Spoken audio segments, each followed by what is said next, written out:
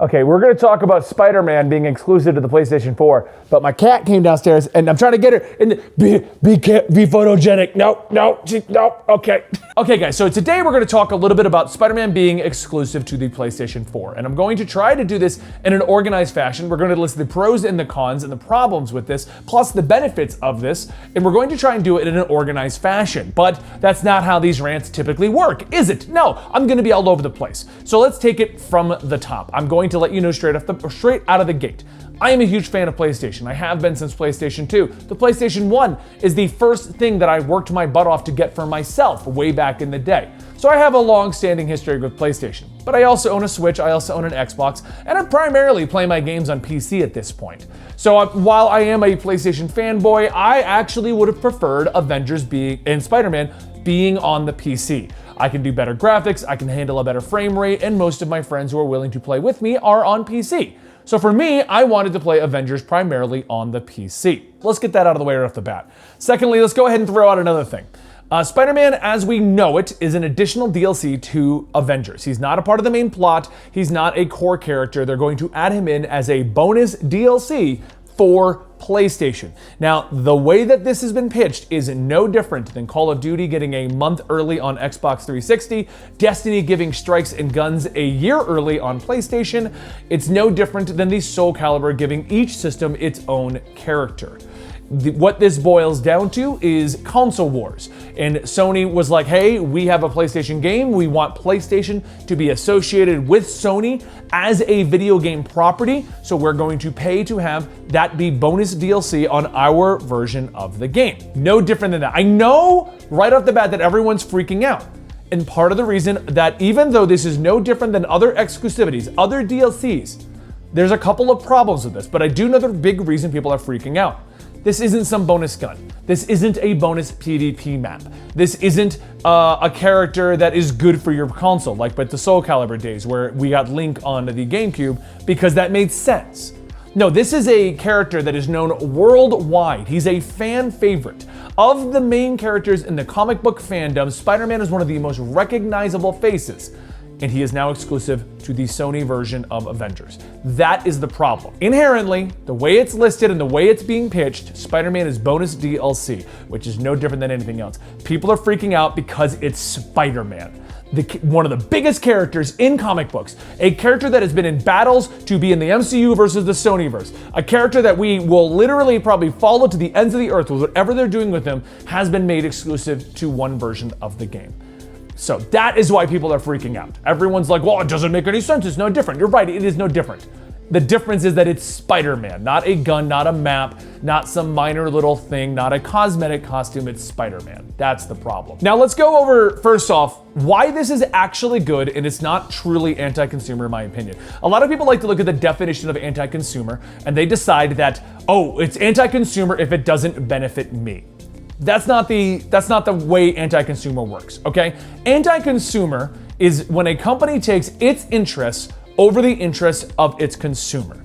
That does not mean that the company's not allowed to aim for money. It does not mean that the company's not allowed to try and do exclusivities. It does not mean that the company is going against you.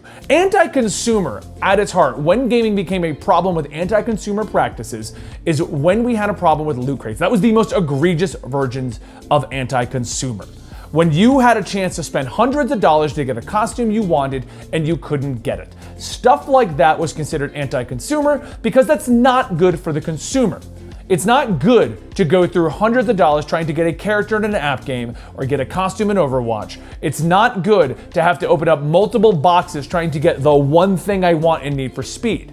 That stuff is a problem for anti-consumer. If you are inherently against spending money on a product, then even buying the cosmetic outright would be, in your book, anti-consumer. So this isn't anti-consumer. This is actually pro-consumer if you're a PlayStation owner. Because as a PlayStation owner, which I am, this is good for me. I get to play as Spider-Man. It's not anti-consumer for the Xbox and the PC, because the problem would be is if they made Spider-Man a core member of the story. There are clear indications of Spider-Man being in the plot and they were pulled out for the PlayStation.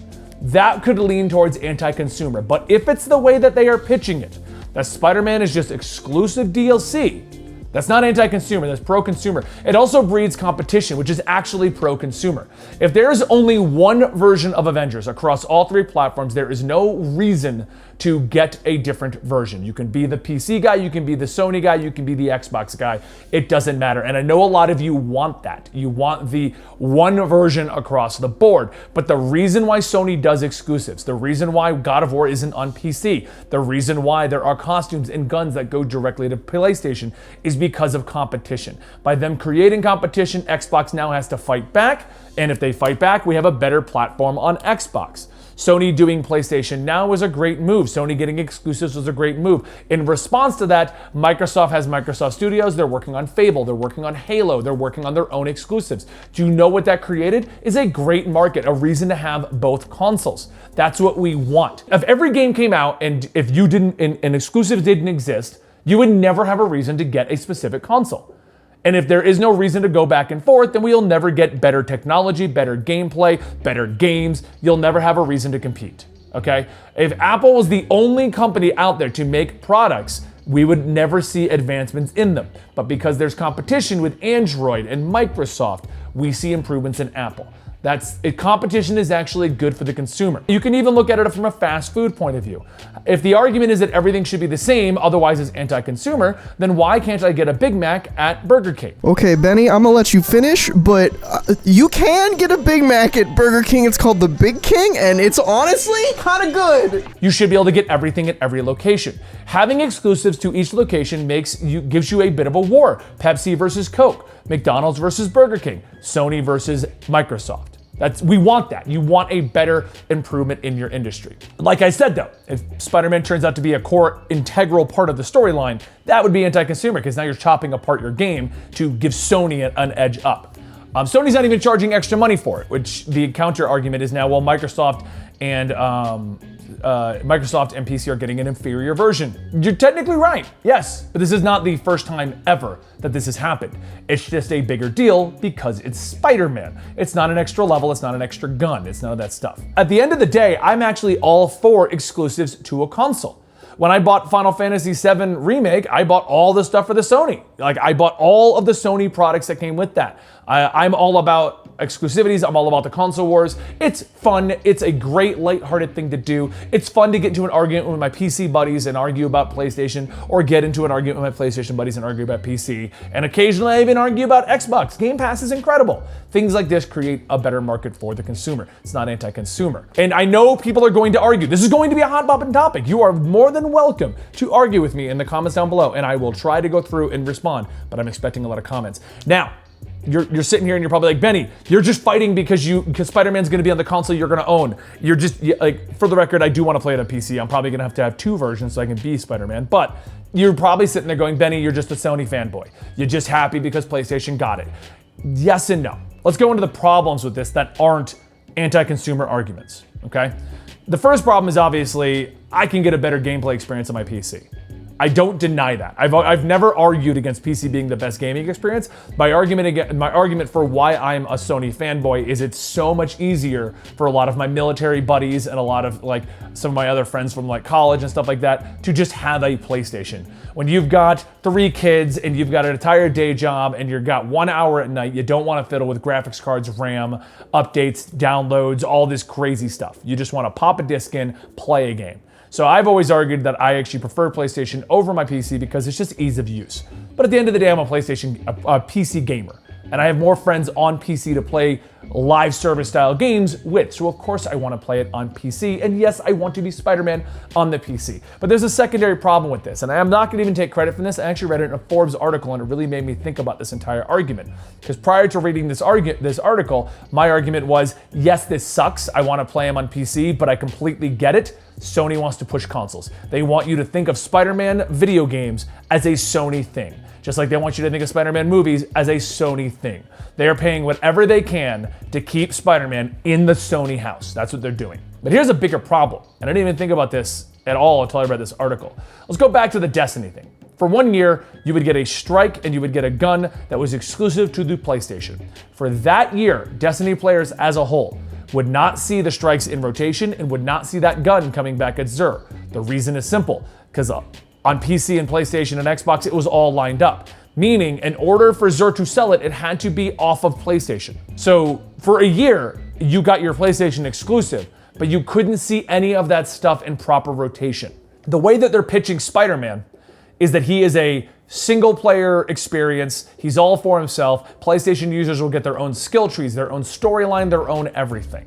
He will not be a part of the main plot. He will be bonus DLC. Inherently, that's cool. PlayStation users gonna get a cool thing, but here's the problem. This also means Spider-Man will never be a part of the core storyline unless they break that exclusivity.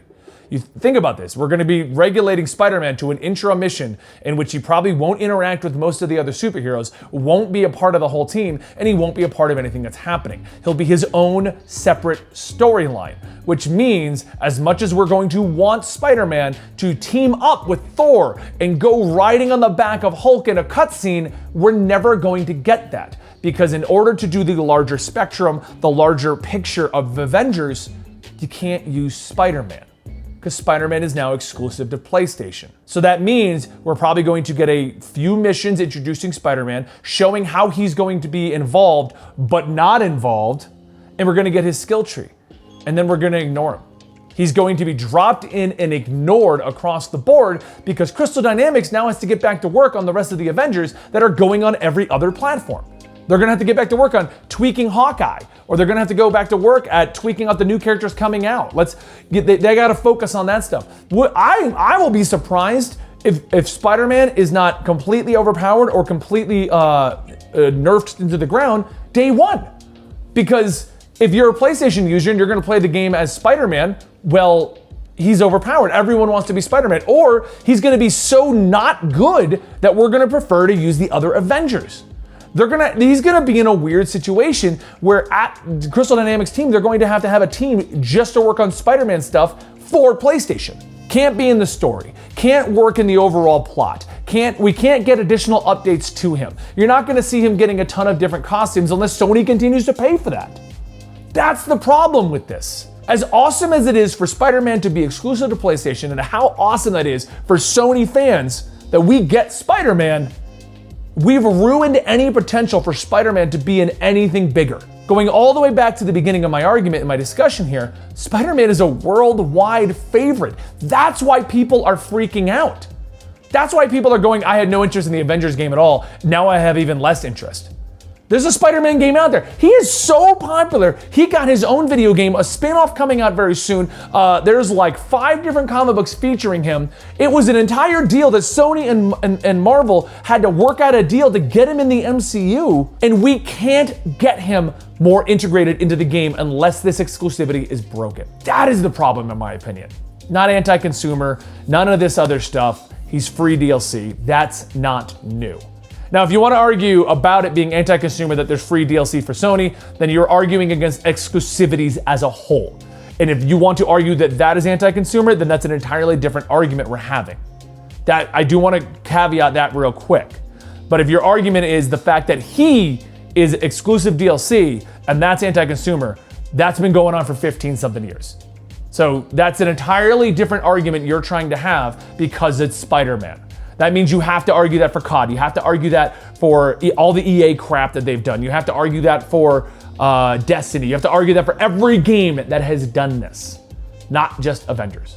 Okay? And it's fine. We can have that entirely different video on my gaming channel, Comicstorian Gaming, where I normally talk about all of this gaming stuff, and we're going to have some Avengers footage coming up. If you want to get my opinions on gaming as a whole, when it's not just about Avengers, then check out our Comicstorian Gaming channel on YouTube and Twitch. I'm making 3 videos a week over there, and I'm streaming 2 to 4 times a week over there. And you're going to see a ton of Avengers gameplay on the YouTube and the Twitch. So all of your support would be incredible. We're trying to do a big push for that. But I'm putting this video out here because I feel like this is more of a comic book discussion as a whole problem as a whole, being that it's Avengers and Spider-Man, and we'll talk more about it in depth on the other channel. But let me know in the comments down below your opinions. I tweeted this out. I got tons of opinions, and that's why I wanted to make a video, because it's gonna get views, I'm not gonna lie to you, but also it allows me to organize my thoughts better, and we have a better platform for discussion in the comments down below than me giving you a string of 20 tweets, which is what I did. And if you want to see that string of 20 tweets, you are more than welcome to.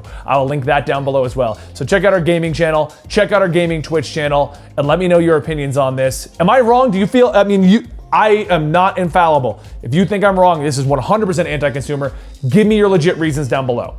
And if your argument is that it's an inferior version on Xbox and PC, then we need to have an entirely different argument that is a larger picture and more encompassing than just Spider-Man. But if your argument is that you just wanted to be Spider-Man on Xbox, that's I hate to say, but that's more just whining that Xbox didn't get it. That's really what that boils down to.